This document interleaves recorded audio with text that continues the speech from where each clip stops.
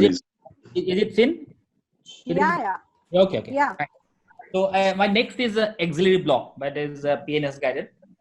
And I declare that I have taken patient consent for videography and photography and publication.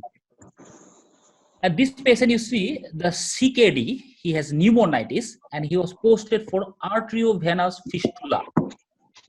And the author has given the ultrasound guided supraclavicular block. Patient had respiratory failure and patient trachea have to intubate and convert into general anesthesia. The author concluded the infraclavicular approach or axillary brachial plexus block should have been considered in this patient. Another patient, morbidly obese, posted for forearm debridement. Again, the ultrasound guided supraclavicular block was given. Patient has respiratory distress and the trachea have to intubate and convert into general anesthesia. Author again concluded that infraclavicular approach or axillary brachial would have been ideal.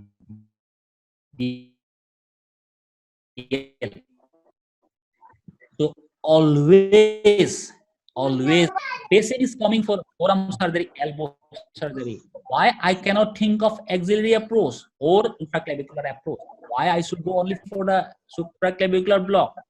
Even if you have gadgets like ultrasound, PNS, there is a possibilities of side effect and complications like respiratory failure in above block. So if you have some at all, in their book Fundamentals of Anesthesia, they concluded that if you inject 40 ml of local anesthesia in and around axilla, it will produce an effective block. But later studies, they concluded that as the axilla has lot of septa, it will prevent the spread of the local anesthetics, and there is always a partial or you can say failure block. And that is why this axillary approach is not common to very many anesthesiologists. But what we are going to describe in subsequent video is the classical axillary block and also the supraaxillary block. Now, in the supraaxillary block, we go high in the axilla and insert the needle just above the axillary artery. Now, this supraaxillary block was first described by Shekhar Sar in 2015 in Ganga Hospital, Coimbatore. He used to give ultrasound guided supraclavicular block as supraaxillary to cover the intercostobrachial and medial cutaneous nerve of the arm.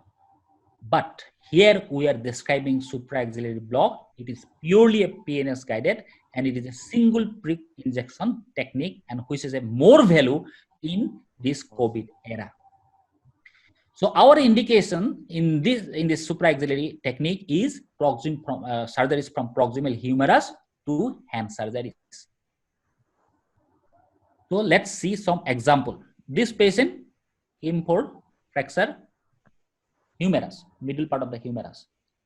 And he is a very obese person and he is a sleep apnea syndrome also. So we went in the supraaxillary area and we look for the these twitches, there is radial twitches, and deposited 45 ml of local anesthetics. And when I assessed the block, I found that incision area, this is the incision area. The surgeon said, Giri, this incision area, this is my incision area. So when I assessed, then I found this dermatome is not blocked. Then I asked the surgeon to infiltrate his incision area. So he very nicely infiltrated this area, the incision area. See, you can see once the needle goes here, you can see the facial expression of the patient. So this is not blocked. Okay, see the facial expression. So he has infiltrated. But what he did, when he took the knife, he infiltrated in this area and he tried to incise here. I already told him that dermatome is not blocked and you have to infiltrate your incision area. He did the incision area infiltration, but he given the incision in different area. You can see the scream of the patient is screaming in pain. Again, I said, no, it is not the area you have infiltrated. And again, ask him to infiltrate that area. And now, after completion of this infiltration, patient is comfortable, covering all dermatom, myotome, and osteotome. Now the patient is comfortable, there is no pain. So you have to be always with the surgeon. Otherwise, the past surgeon will scream, oh, block fail, you have to convert into GA, like that. So now see, the myotome is blocked, the osteotome is blocked, dermatom blocked. So this is the significance of assessment, and this is particularly required for COVID era. You have to be sure that your block is going to work. And this is another patient. He came for fracture humerus.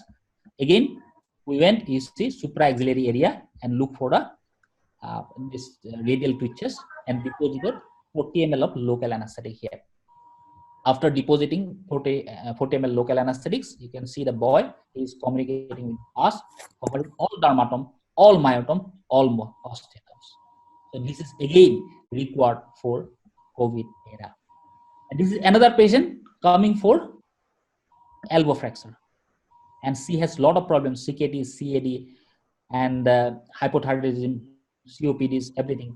So we went for axillary catheter and look for the finger twitches, and then inserted axillary catheter. Again, this is what you require or not, it depends upon you, because if you insert the catheter, the contact time will increases with the patient. You have to go in the postoperative period, you have to see the patient multiple times, so you have to risk benefit your procedures. And see, every myotome, every osteotome, every dermatome is blocked in this patient. So this is about the supraaxillary. But suppose you want to give a very effective block and you do not want to miss any nerve. Yes, you can do that. That is called selective nerve block.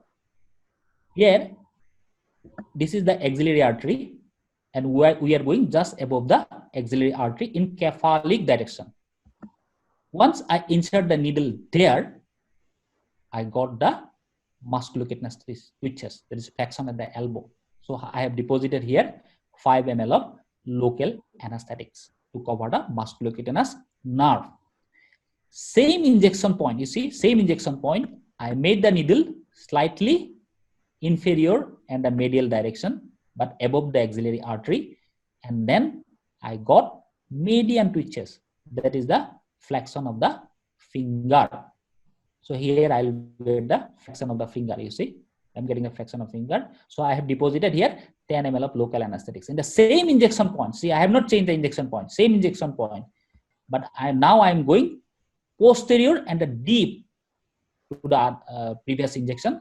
And so that I have manipulated the needle and I got the radial twitches, that is the extension of the finger. So here I have deposited 15 ml of local anesthetics. Now, you have blocked the musculocutaneous nerve, you have blocked the radial nerves, you have blocked the median nerves. So ulnar nerve block most of the time is not required because ulnar radius almost they are close by. So if I have deposited 15 ml of local anesthetics, and that will cover the ulnar nerve. So that way you can increase the success rate of the axillary block. And again, this is only possible with your gadgets, that is by peripheral nerve stimulator machine or ultrasound. Here I'm talking about only the peripheral nerve stimulator machine.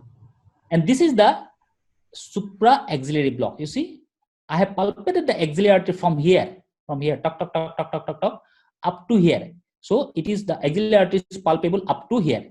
So as far as possible, you palpate the axillary artery in the axillary fossa, and you go parallel to the axillary artery and insert the needle there.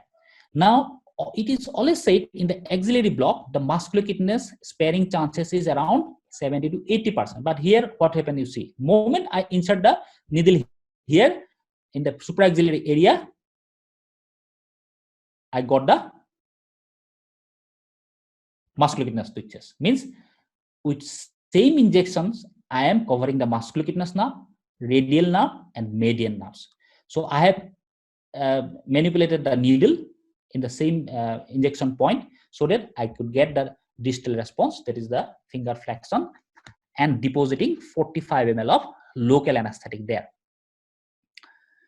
So that is supraaxillary technique. And at the same time, this is another patient. You see in the axillary fossa, I'm inserting the needle, not here. This is the classical technique. You see, this is somewhere here, it is advised, but we go as far as possible in the axillary fossa. So here again, I'm depositing 45 ml of local anesthetics. So this is the classical axillary technique. So we did not went up because of some fungal infection here in this boy. He's around 15-year boy, but having a weight of around 120 kg.